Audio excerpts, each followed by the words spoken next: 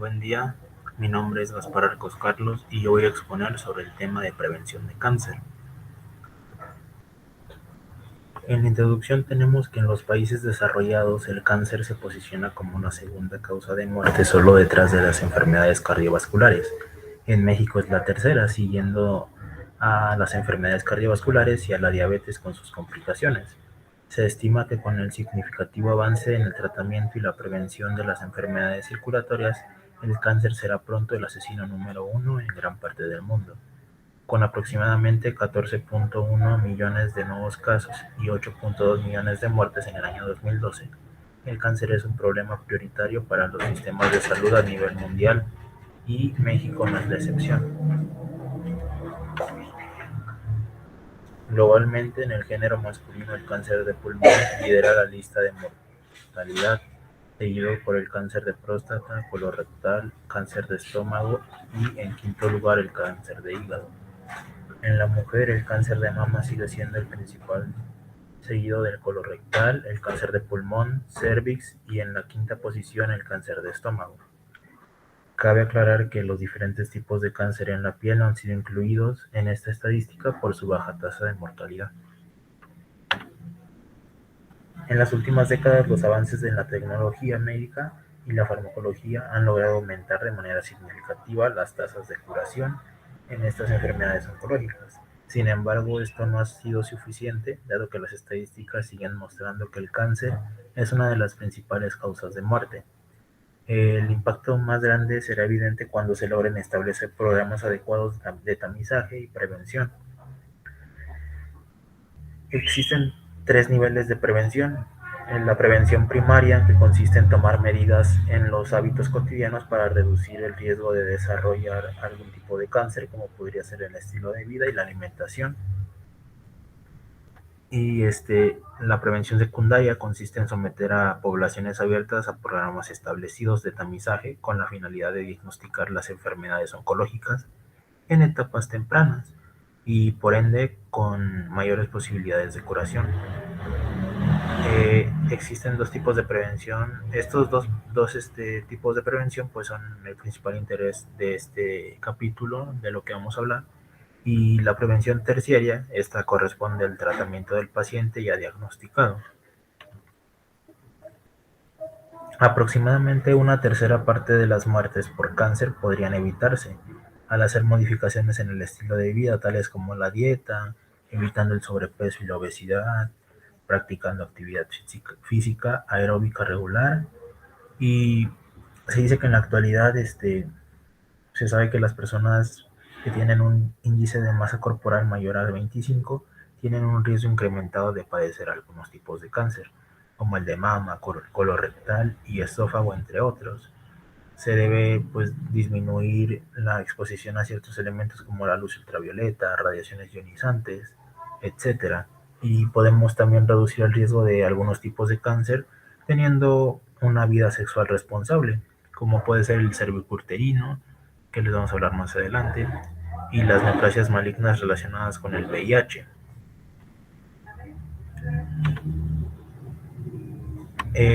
Es importante reducir al máximo el consumo de alcohol, ya que este incrementa el riesgo de cáncer de mama, boca, laringe, esófago, colorectal y algunos otros. Los carcinógenos del tabaco están asociados a muchos tipos de neoplasias malignas, entre las que destacan diferentes clases de carcinomas de pulmón, cáncer de cabeza y cuello como boca, laringe, faringe, algunos de tubo digestivo como esófago, estómago, cáncer de mama y otros. El tabaco también es el responsable del 20% de las muertes por cáncer en general y el 70% de las muertes por cáncer de pulmón específicamente. Las infecciones por virus como lo es la hepatitis B, C y además el VPH son responsables de más del 20% de las muertes por cáncer en países no desarrollados. Esto probablemente pues es atribuible a la falta de recursos y la mala administración del sector de salud, a la limitada educación en la población, lo cual pues conduce a no practicar métodos efectivos de prevención para el contagio de estas infecciones, así como pues también un deficiente seguimiento de las personas ya contagiadas. El 60% de los diagnósticos recientes de cáncer a nivel mundial ocurren en África, Asia, y Centroamérica y Sudamérica, en donde se sabe que los sistemas de salud pues no cuentan con los recursos económicos y humanos necesarios para llevar a cabo programas de tamizaje y prevención. Y se espera que para el 2030 la incidencia anual de cáncer mundialmente aumente de 14.1 millones a 23.6 millones. Ya entrando a los cánceres, pues vamos con el cáncer de mama. Este cáncer, pues es la neoplasia maligna más común del género femenino y el segundo en frecuencia en general, tan solo por debajo del cáncer de pulmón, lo que lo convierte en un problema pues muy grave de salud pública global.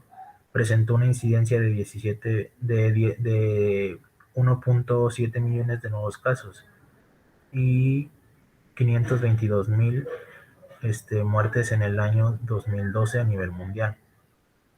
Eh, Se dice que México en 2011 se reportó una incidencia de 23.7 casos y una mortalidad de 14.08 por cada 100.000 habitantes, que son más elevados en el norte del país.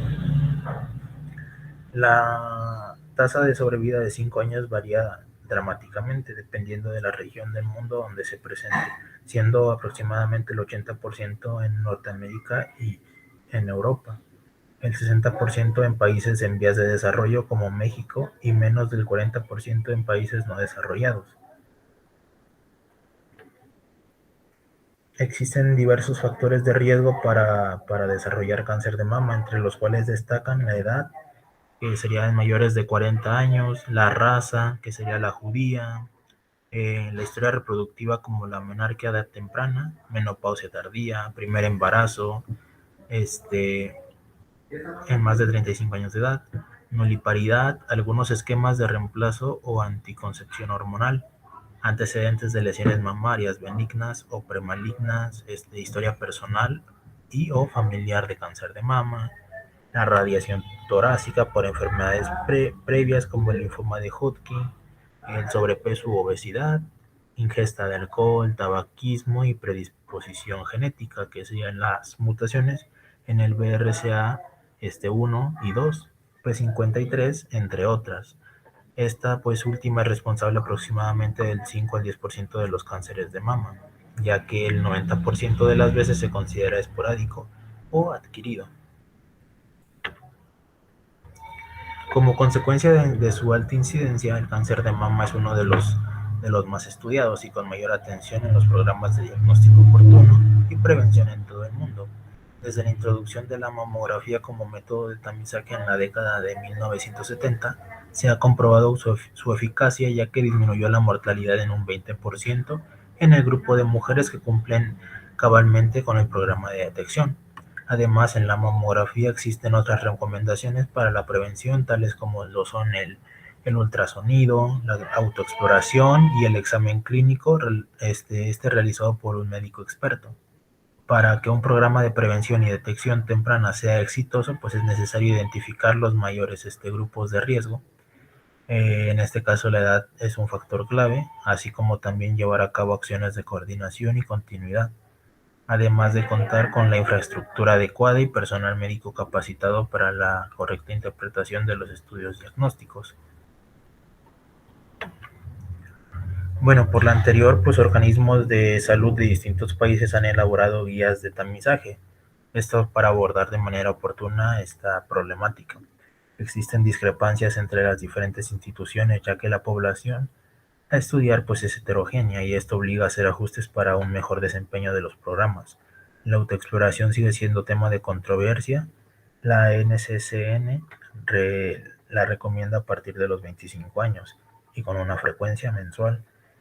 La ACS considera opcional la autoexploración a partir de los 20 años. En cambio, la US Preventive Services Task Force no recomienda la autoexploración como parte de tamizaje. En México, la Secretaría de Salud pues recomienda la autoexploración a partir de los 18 años de manera mensual. La exploración clínica forma parte del programa de tamizaje y detección temprana en la mayoría de las instituciones. Sin embargo, existen diferencias en la edad de inicio. Por ejemplo, en la NCCN recomienda llevar a cabo la exploración clínica cada de 1 a 3 años en el rango de edad este, de 25 a 39 años. A partir de los 40 años debería ser anual. La recomendación de la ACS en este punto es realizar la exploración clínica cada 3 años entre los 20 y 39 años de edad. A partir de los 40 años se recomienda la frecuencia anual. La Task Force es más conservadora con su recomendación para esta exploración clínica, pues solo incluye mujeres en el grupo de edad de 50 a 74 años y con una frecuencia bianual. La Secretaría de Salud mexicana recomienda la exploración clínica de forma anual y contemplando como edad de inicio los 25 años. Las recomendaciones en torno a la mamografía son muy similares en las instituciones antes mencionadas, incluyendo a la Secretaría de Salud de México, con una edad de inicio de 40 años y con una frecuencia anual, con excepción de la Task Force, que solo recomienda la mamografía como método de tamizaje para el grupo de 50 a 74 años, y esto sería cada 2 años. El estilo de vida, pues sin duda impacta en el riesgo de desarrollar cáncer de mama. En los, este, en los últimos años se ha incrementado el estudio de personas y familias que cumplen ciertas características en función de la presentación de algunos tipos de cáncer, como la raza, edad en el momento de diagnóstico, número de miembros de una misma familia que lo han padecido, ciertos tipos de cáncer interrelacionados entre sí, el comportamiento biológico, características moleculares, etcétera. Esto basado en los anteriores elementos, pues un experto en asesoría genética de cáncer hereditario debe evaluar la situación personal y familiar para decidir quién es el candidato a un estudio genético, cuyo objetivo final es encontrar alguna mutación genética que pudiera explicar la aparición de algún cáncer. Existen múltiples asociaciones entre mutaciones conocidas y cáncer. Solo por mencionar las más comunes podemos como ejemplo pues el síndrome de cáncer de mama y ovario hereditario, el cual pues está íntimamente relacionado con mutaciones en los genes BRCA1 y BRCA2 y que como su nombre indica es el responsable de la mayoría de los casos de cáncer de mama y ovario hereditario, así como también de otros tipos de cáncer, incluidos el cáncer de próstata y cáncer de páncreas y melanoma. El cáncer cervicuterino es uno de los más mortales, a la vez que pues es más sencillo de prevenir y este es responsable de 200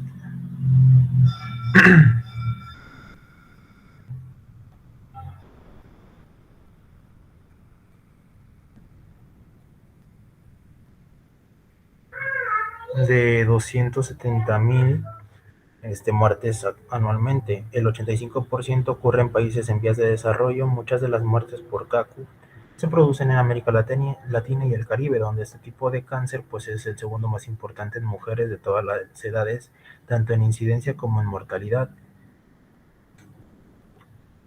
Los factores de riesgo principalmente descritos son inicio de la vida sexual a edad temprana, compañeros sexuales múltiples o de alto riesgo, antecedentes de enfermedades de transmisión sexual, tabaquismo, multiparidad e inmunosupresión, entre otros.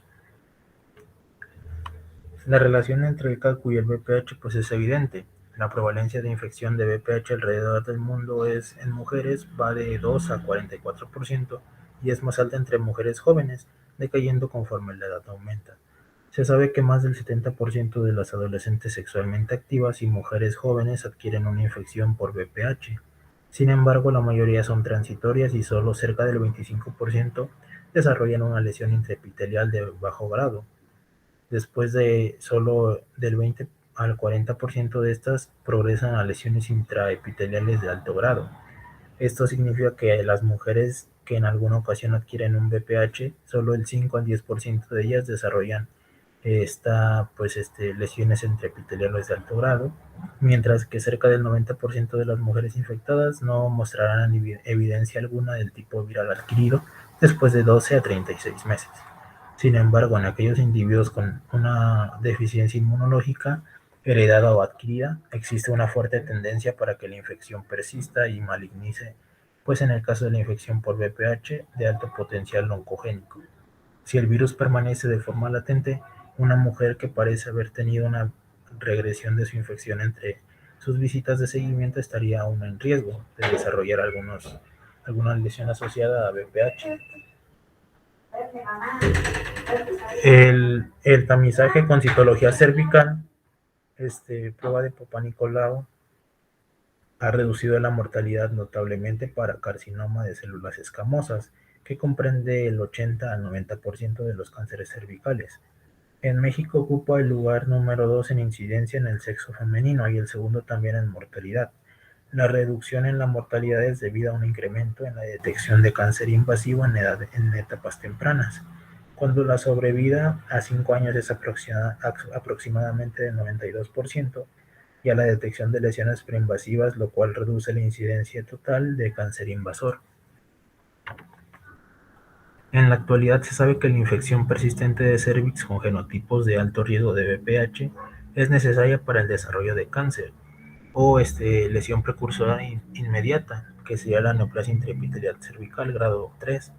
Las series epidemiológicas han demostrado que casi el 100% de los cánceres cervicuterinos son positivos para VPH cuando son examinados. El genotipo 16 es el tipo más oncogénico y es el responsable de aproximadamente el 55 al 60% de todos los cánceres de cervix, seguido del VPH 18 que causa del 10 al 15%. Entre otros 10 tipos de VPH causan el restante 25 o 35%. Y pues se dice que el establecimiento de la relación entre VPH y cáncer, aunado al entendimiento de la epidemiología y la historia natural de la infección por VPH, ha dado lugar al modelo de carcinogénesis cervical, que es una infección por VPH, persistencia, progresión a lesión premaligna e invasión, la cual ayuda a establecer intervenciones apropiadas para la prevención del cáncer cervicuterino. La única forma de prevención es la práctica responsable de la actividad sexual, lo cual incluye relaciones seguras desde el inicio de la vida sexual y las aplicación del esquema de vacunación para el VPH. El objetivo de un programa de tamizaje es disminuir la mortalidad y morbilidad y mortalidad de una enfermedad. El tamizaje debe identificar aquellas lesiones precursoras de cáncer invasivo y evitar tratar aquellas que no lo son. La citología cervicovaginal ha logrado disminuir la incidencia y mortalidad del cáncer cervicuterino, sin embargo, pues son frecuentes los falsos positivos. Esto ha dado lugar a pruebas moleculares de detección de VPH que ayudan a pronosticar qué pacientes pueden llegar a desarrollar lesiones invasivas. Y pues en el tamizaje, la edad de inicio, pues la mayoría de las guías clínicas americanas recomiendan el inicio de tamizaje a partir de los 21 años y no se recomienda el tamizaje en adolescentes debido a la baja frecuencia de cáncer invasivo en este grupo de mujeres y el riesgo de sobrediagnosticar y sobretratar lesiones no invasivas que muy probablemente tengan progresión espontánea. Por otra parte, la Secretaría de Salud mexicana recomienda el inicio del programa de tamizaje a partir de los 25 años. Este, Se dice que entre los 21 y 29 años la ACS recomienda una citología con la técnica de Papa Nicolau cada 3 años. Asimismo, pues lo hacen la Task Force y la Secretaría de Salud de México. Ninguna pues recomienda la detección molecular de ADN de infección por VPH, ya sea como prueba adjunta o a la citología o de manera individual. Mayores de 30 años, pues se dice que a partir de los 30 años la ACS recomienda la citología cada 3 años o citología más la prueba molecular de ADN de VPH cada 5 años.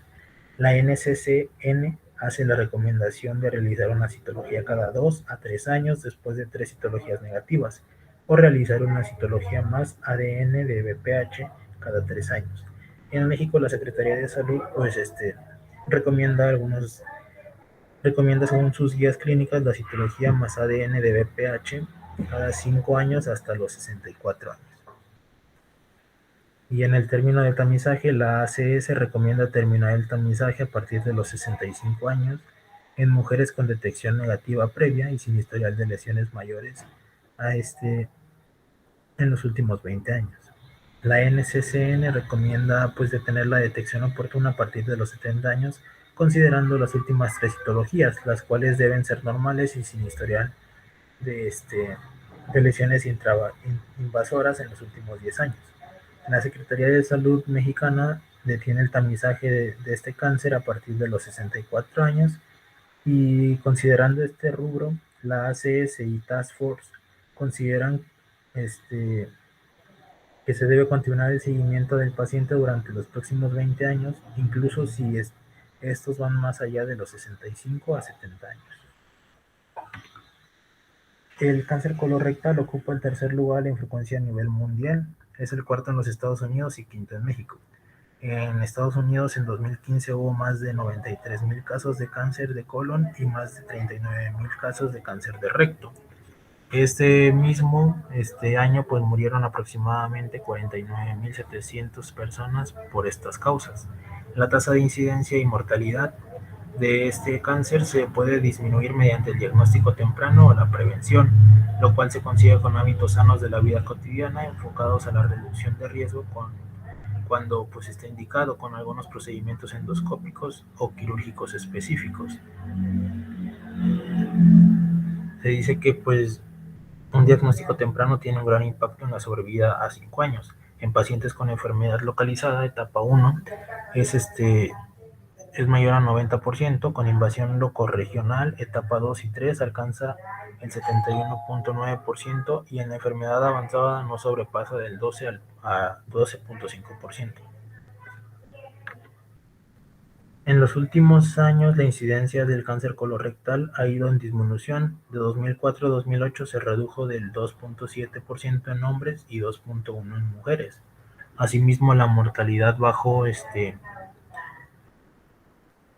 casi el 47% desde 1990. En parte debido a los programas de prevención y mejor terapéutica, los modelos de estudios se han sugerido que el 63% de las muertes de cáncer colorectal fueron por falta de tamizaje. La NCCN se ha puesto el objetivo de alcanzar a un 80% de la participación de adultos entre los 50 y 75 años en un programa de tamizaje para el 2018, lo cual podría prevenir 280,000 nuevos casos y evitar 200,000 muertes para el año 2030 en los Estados Unidos. La mayor parte de los casos de cáncer de colon y recto se consideran esporádicos, menos del 10% de las veces son hereditarios.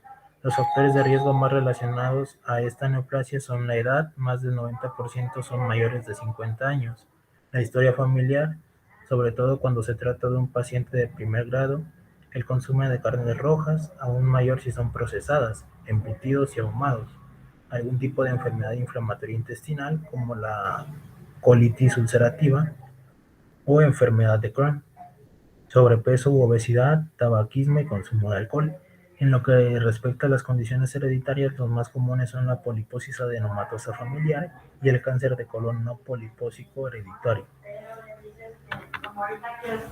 Según la NCCN, para realizar el cribado de pacientes que serán incluidos en un programa de tamizaje es necesario pues primero estratificarlos en 3 grandes rubros, de acuerdo a su riesgo promedio, aumentado y alto.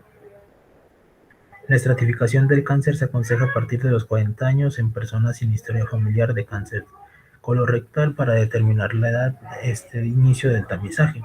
Cualquier cambio en la historia familiar pues o personal debe ser comentado y notificado para ajustar el nivel de riesgo. El riesgo promedio pues incluye personas mayores a 50 años sin historia familiar o personal de cáncer colorectal, adenomas, poliposis sesiles cerrados o enfermedades inflamatoria intestinal, Riesgos elevados, pues la historia personal de poliposis adenomatosas o sesiles cerrados, la, el cáncer colorectal o enfermedad inflamatoria intestinal, historia familiar de cáncer colorectal o pólipos adenomatosos.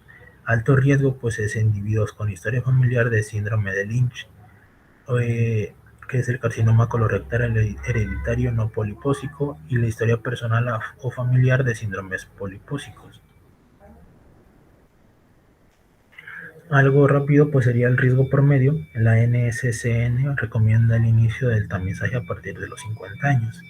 Las modalidades diagnósticas son colonoscopia cada 10 años, sangre oculta en heces o inmunohistoquímica fecal anual o sigmoidoscopía flexible cada 5 años con en un intervalo en el año 3. La Sociedad Americana de Cirujanos Colorectales pues incluye entre sus recomendaciones de tamizaje un enema varitado doble contraste cada 5 años para personas que no toleran la colonoscopia o los estudios realizados fueron incompletos. En la misma situación considera como opción la colonografía computarizada, estudio que la NCCN no avala, esto dado que no ha demostrado utilidad estadística.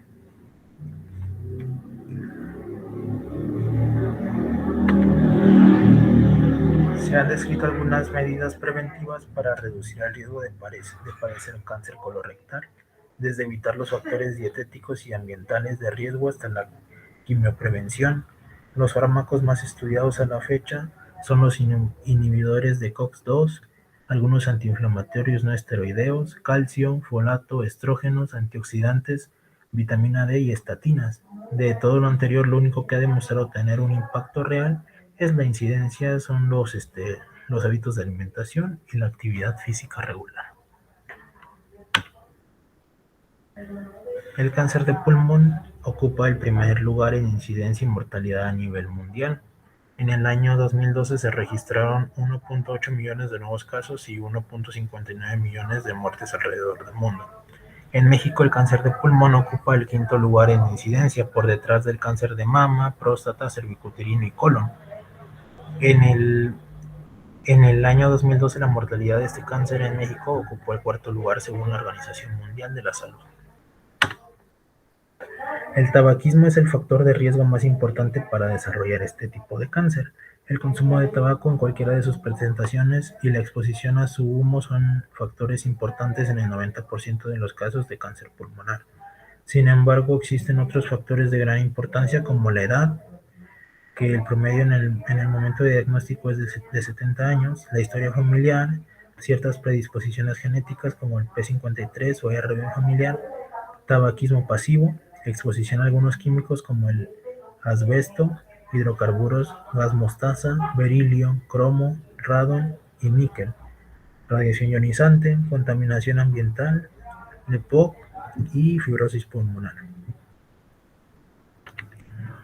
No se conocen medidas preventivas efectivas para esta neoplasia, más allá de la reducción de la exposición a los factores ambientales de riesgo antes descritos, ya sean ocupacionales o domésticos. El cáncer de pulmón se clasifica según su histología en dos grandes grupos, de células pequeñas y de células no pequeñas. Este último es sin duda el más común, constituyendo aproximadamente el 87% de los casos. Dentro del grupo de cáncer de pulmón de células no pequeñas, el adenocarcinoma es el tipo más frecuente. Con el gran impacto en la salud que ha generado el cáncer de pulmón y las cifras tan alarmantes de incidencia y mortalidad a nivel mundial, han tomado importancia estrategias enfocadas en la prevención y diagnóstico oportuno de este tipo de cáncer. Actualmente el único estudio de tamizaje y diagnóstico oportuno recomendado por las distintas instituciones es la tomografía computarizada de dosis baja, la cual gira en espiral con una velocidad menor que la tomografía convencional. La recomendación es específicamente para el grupo de fumadores activos o individuos que lo haya suspendido en un tiempo no mayor a 15 años. La ACS, Task Force, American Lux Association, Memorial Sloan Kettering Cancer Center recomiendan como edad de inicio los 55 años. La edad final para el tamizaje es de 74 años, excepto para la Task Force, que se extiende hasta los 80 años. La cantidad de tabaquismo para ser elegible en un programa de tamizaje son 30 paquetes al año. En cuanto a la frecuencia de la tomografía computarizada de dosis bajas, se recomiendan que sea anual hasta no ser elegible.